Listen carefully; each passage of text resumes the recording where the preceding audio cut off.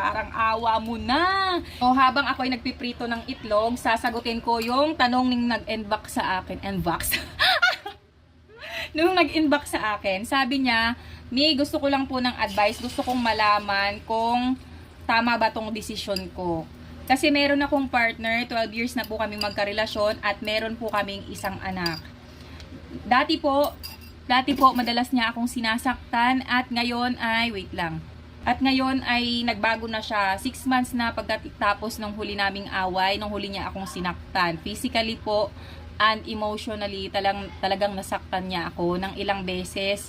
Sa 12 years namin yon, wala pong taon na hindi ako nasaktan physically and emotionally. Inaamin ko po na may kasalanan din naman ako, pero hindi niya daw po mapigilan yung kamay niya sa akin. Dahil sa gigil niya sa akin, kaya minsan ay nasasaktan niya ako. Nag-propose po siya sa akin kagabi at gusto niya daw magpakasal kami para daw maging maayos na ang pagsasama namin.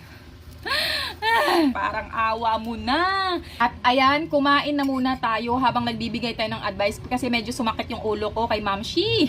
Alam mo, napakaswerte mo kasi hindi pa kayo kasal at isa pa lang yung anak nyo. Binigyan ka na nga ng sign ni Lord na tumakbo ka na, wag mo nang ipagpatuloy yung relasyon na yan. Tapos ngayon magdadalawang isip ka pa.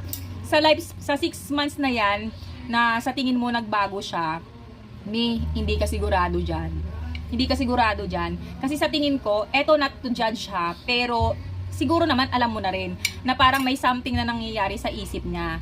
Kung ang lalaki, mabigat ang kamay niya sa'yo, it's a sign na hindi siya tamang tao para sa'yo at wala siya sa tamang pag-iisip. Walang normal na tao na kayang manakit ng babae or ng kahit sino man. Tandaan mo. Kaya ngayon pa lang, tumakbo ka na, Mi.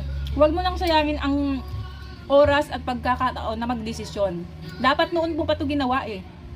Ang umalis sa poder niya, alam mo, isa pa lang yung anak nyo, pasensya na kayo ang ingay.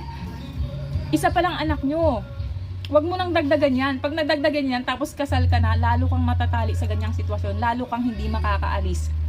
Kaya ngayon pa lang, hindi pa mahirap dahil wala pa kayong papel na hawak, at isa pa lang anak mo, kayang-kaya mong umalis dyan.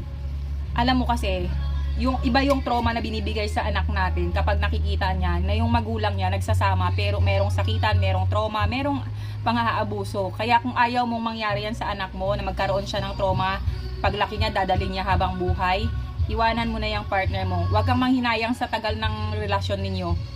Huwag kang manghinayang sa pagsamaan nyo. Isipin mo lahat kung gaano kasakit ang ginawa niya sa'yo.